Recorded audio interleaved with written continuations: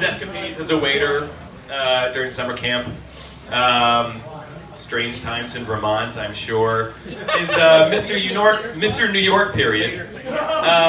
And what recounting of his life would be complete without a mention of tons of fun.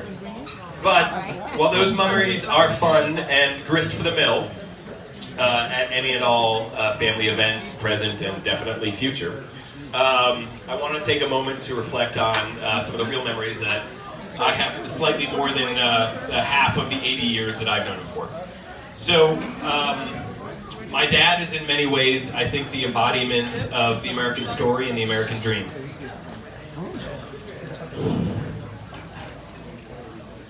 You can do it, Mikey. Born and raised in Brooklyn, moved out to the burbs in Hartford in his teens, got married to a beautiful, loving wife, and set out on his own to start what became a very successful business by any reasonable standard. Bought a beautiful house on a hill, raised 2 healthy kids, and sent them to expensive private colleges so they could learn among other things, the deep meaning behind what is a keg stand. So they could learn the deep meaning of many things, among them, what is a keg stand. It was not always Leave It to Beaver growing up, but is it ever? And now he was retired to a beautiful oasis in the desert to be close to his family and enjoy the fruits of his hard labor. Pretty idyllic when you think about it. One of my earliest memories, if not the earliest, was napping on his shoulder while sucking my thumb entering a New England Whaler games at the age of 4. At least pretending to nap while sucking my thumb. You see, the Whalers at the time had a policy that children under 2 could get in free. My dad had never and has never been one to pass up a good deal. So he hatched a plan beforehand. I was to pretend to be asleep on his shoulder while sucking my thumb in the hopes that he could pass me off as a 2-year-old. And I think the promise of a hot pretzel, which was my favorite, was the reward. It worked repeatedly.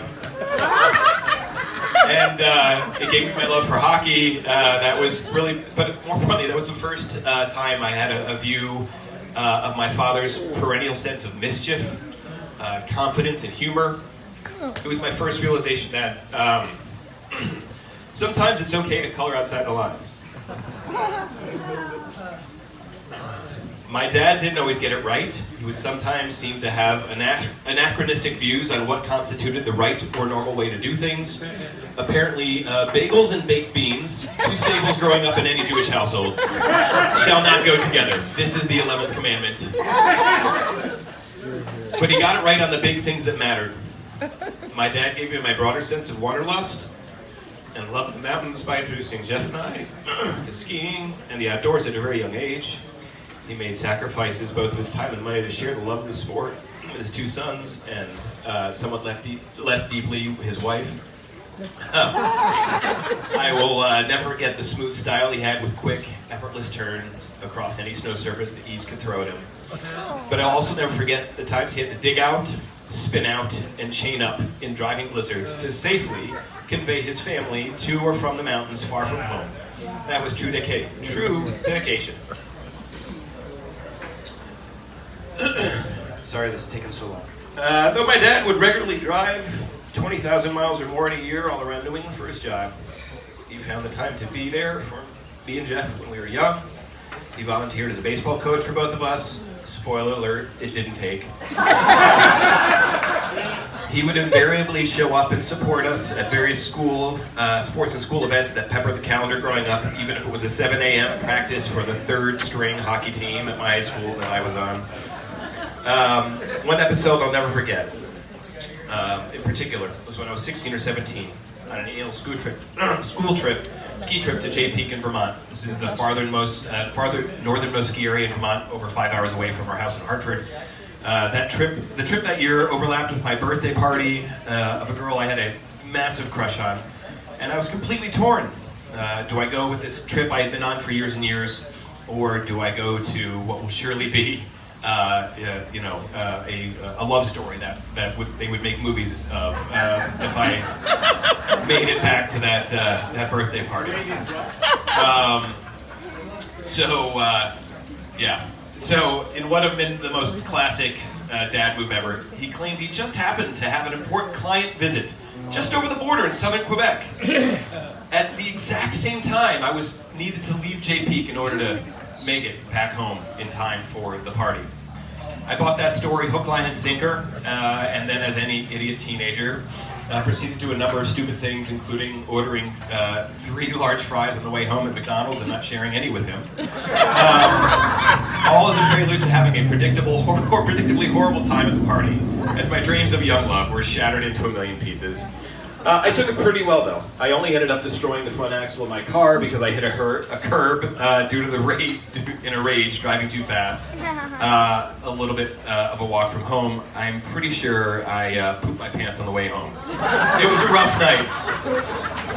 So, but despite the sacrifices my dad had made and the $3,000 bill he was facing to fix the car,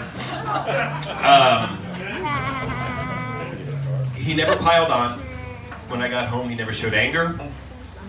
He just hugged me.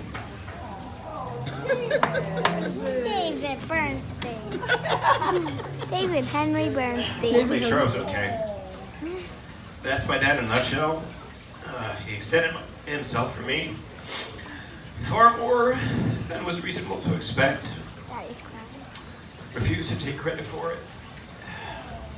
Oh, Daddy's crying. Sorry. Refused to take credit for it. And then let me make was.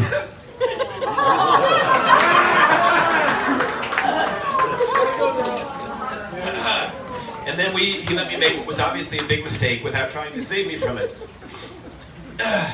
And then when the inevitable mistake not just happened but was compounded by my own stupidity, he simply showed me empathy, made sure I wasn't hurt, and let me process how badly I had screwed up on my own.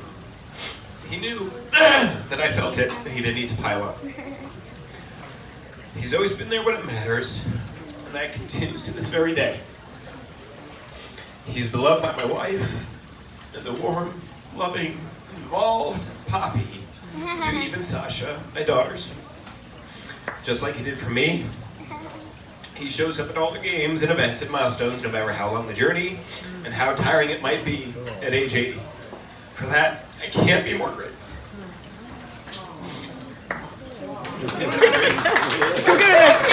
Sasha! Sasha, give him this, give him this. Oh, he needs water. Oh, I'm like, so, please join me in raising a glass. Here. In toast to my father, David Bernstein.